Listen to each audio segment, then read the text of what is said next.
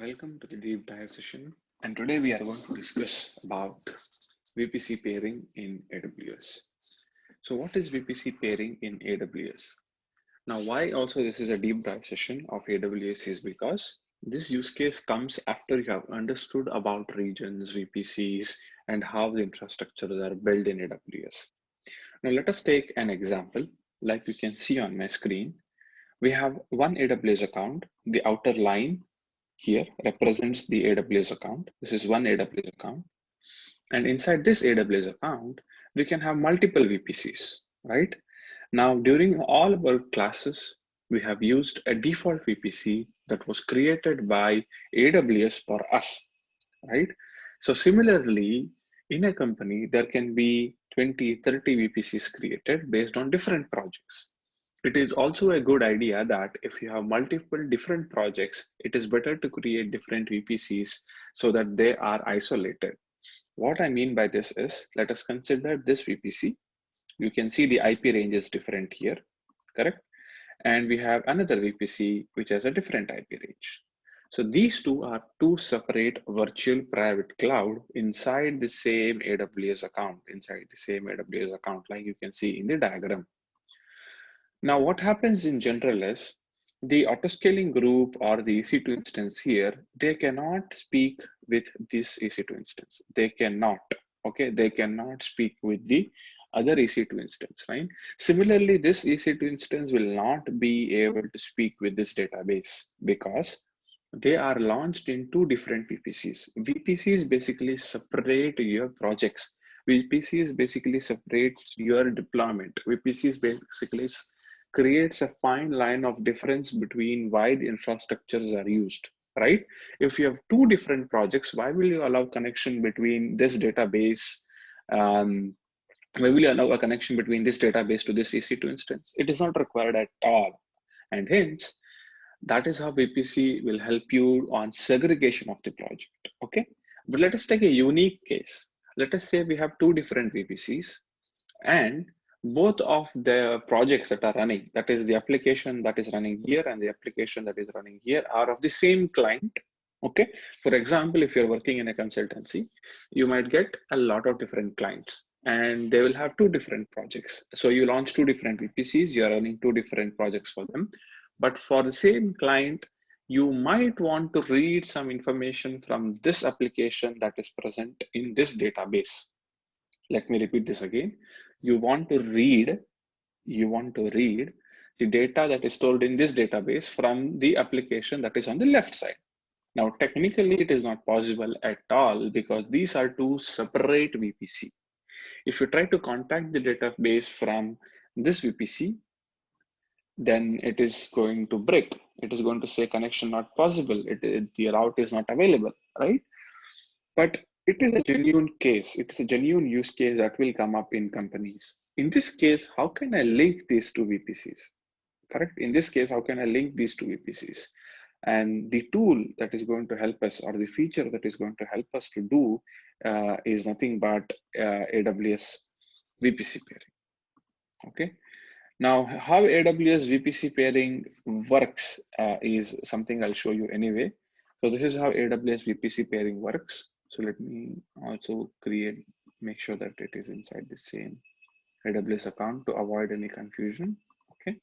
So yes, now if you see, AWS VPC pairing can be used to connect between two different VPCs. So the traffic can flow vice versa. The traffic can flow vice versa. Once you allow this, any instance launched in VPC, both of the VPCs, for example, they will be able to communicate with each other. Okay.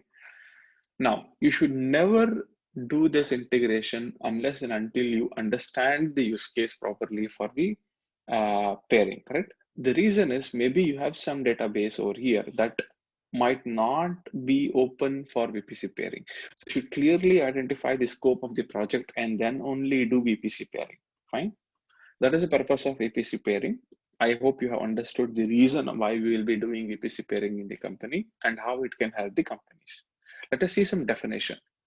A VPC pairing connection is a networking connection between two VPCs. Okay. And also note that they say two VPCs. In other words, you can't just interlink 2, 4, 5, 6 VPCs all together. Okay. So it is between two VPCs that enables you to route traffic between them using the private IPs, correct? In other words, they can interact with each other. Instance in either of the VPC can communicate with each other as if they are in the same network, which means you don't need to do some extra port settings or extra settings that you have to be doing to communicate with these two instances.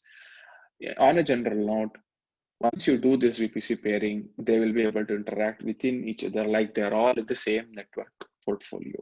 Fine. Now you can create a VPC pairing connection on your own VPC or VPC with other AWS accounts. The VPCs can be in a different regions also. This is a very nice statement, right? So now I'll give you one more example. Let us say you have the application that I'm showing you on the screen right now in Mumbai, and you have an application here running in, let's say, Bahrain, Middle East, right? Now, these two are separate VPC, these two are separate application. But if they have to interact with each other, if they have to share information between each other, they can't unless and until you do VPC pairing. In other words, you can do VPC pairing between the regions also, and you can do VPC pairing between other AWS accounts also. Fine. Other AWS accounts means, let us say that you get a project where your client also has an AWS instance, and you are helping them develop an application, and they have some information or a database that is in their AWS account. Now, rather than migrating everything, you can just create a VPC pairing between different AWS accounts, and hence allowing a seamless access between all the data. Okay, so that is the purpose of VPC pairing. Now, how do you do this in AWS console, where you can find this information in AWS console? Let us see that now. Okay, in the AWS console, type VPC, and it is going to take you to the VPC dashboard. Now, please note that we only have one VPC. So I will not be creating another VPC just to make you show the VPC pairing, but the option is pretty straightforward. So I think you'll understand. In the left side, in the panel, you can see that there is an option called as pairing connection.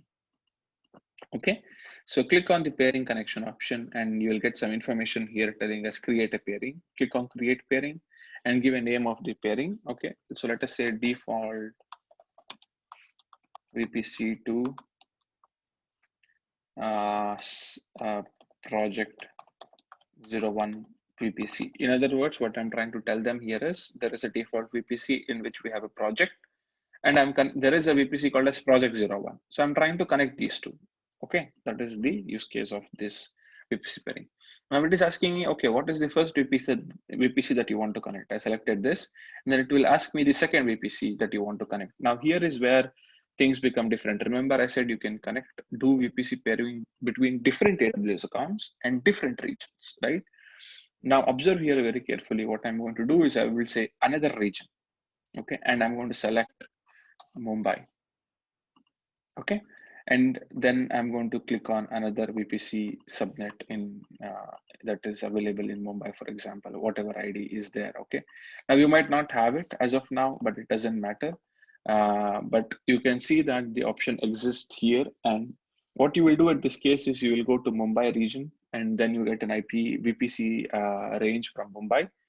For example, let me show you that also. So right now I'm in Frankfurt, like you can see.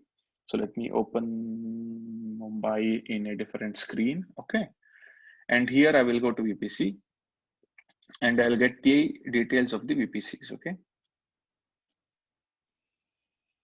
Okay. This is the VPC in Mumbai, right? So I'm going to copy this one and I'm going to come here and paste that here. Fine.